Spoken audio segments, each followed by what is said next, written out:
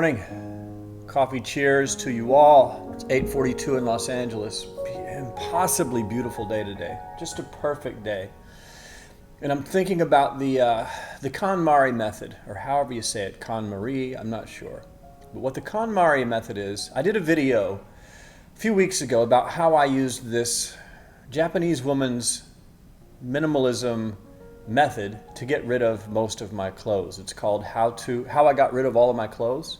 I'll put a link to it in the bottom. You can watch that if you want. But the general vibe of her thing is, she goes to people's houses and helps them eliminate all of the junk and the clutter. And I think they start with your clothes. You go in, take all of your clothes out of your closet, put them on the bed or the couch or whatever, and one by one you pick up each article of clothing and you decide whether or not you're going to keep it. And the metric you use to decide whether or not you're going to keep it is, does this spark joy? And while that's kind of a cheesy way to do it, it just means if you really love this piece of clothing and it makes you happy when you pick it up and you want to wear it, keep it. If it doesn't spark joy like that, it goes away. You thank it for its time in your life and you either donate it, sell it, or throw it away. You get rid of it immediately. I did it with my clothes. Got rid of like 95% of my clothing, and I loved it. And a lot of people have been watching that video, and it seems like that method is really popular. So I wanted to do another one because I'm getting a lot of questions about it. Why do I do it? How do you do it? Will it work for other things? And it will work for other things. And as I look back at my life, I've done it a few times without knowing it. But here's how you can use the KonMari method to eliminate your friends, on your friends.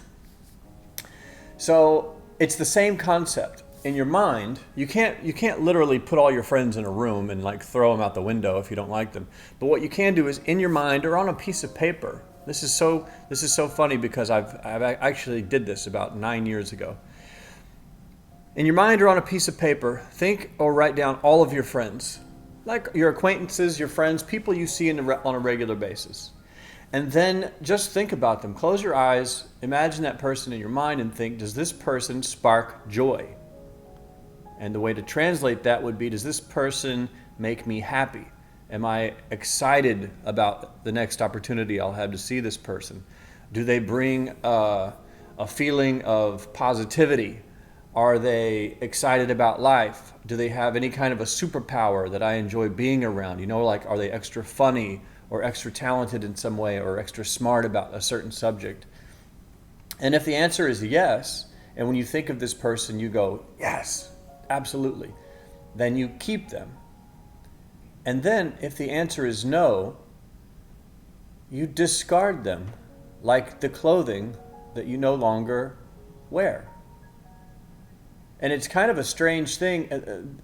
When I look at my life and the process of elimination that I did, a lot of it was based around I moved to a different state. So I lost most of my old friends anyway. But I got to choose who I kept in contact with. And I did that pretty much by using this method. So in your life, in your circle of friends, if you have someone, we all have people that have somehow made it into our circle and they've just stayed there, but you don't really know how they got there. You don't really know why you hang out with them. When you think about them, you know, every time you see them, it's some dramatic situation, or they're blaming, they're angry at the world because they're owed this or they got screwed on that. Every time you talk to them, they're in some sort of a dramatic fight with someone. They're arguing. Maybe they just got out of the hospital from punching someone's, getting hit in the face with a baseball bat because they were out at 3 a.m. after the club closed. Just these people that every time you talk to them, it's negative, like something is always wrong. They never ask you how you're doing. You ever call someone and they just go on a tirade about their life and all of their problems, and you're just going, 30 minutes later, you're like, why do we even talk? Like, it's hard to deal with. So you think about those people, think about all of your friends, and then put them into 2 categories. They either spark joy and make you happy, or they don't. If they make you happy, keep them around. Call them more often. Go see them more often. I need to do this more with my friends. But if they don't make you happy anymore, or if they were part of an old scene that you were a part of and you grew out of it and they didn't.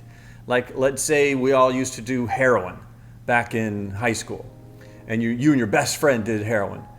20 years later, if you've cleaned your life up, but he's still doing heroin, maybe he goes on the out list. You know, if you try to help him, you can try to do whatever.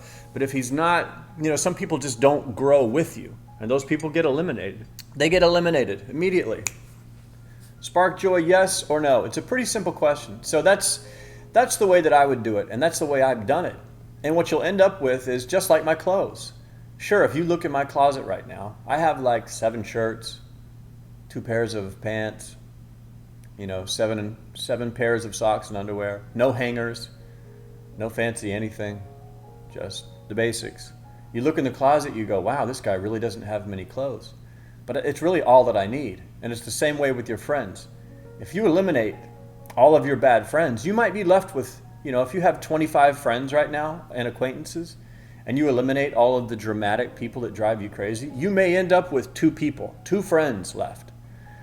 But that's all you need. You really only need 1 good friend in your life. That's what I've realized. You really only, some people have like 100 friends, quote unquote friends, you know, like they're all their best friends. They all go out on the weekends, they go on trips, they go do this, they go do that, but you don't really know each other very well.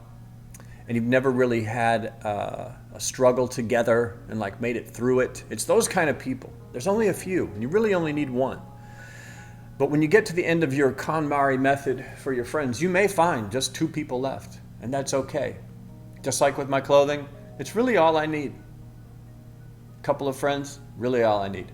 Anyway, let me know what you think in the comments. If you have friends that are causing drama and craziness and they just never seem to bring anything positive to the table, eliminate them.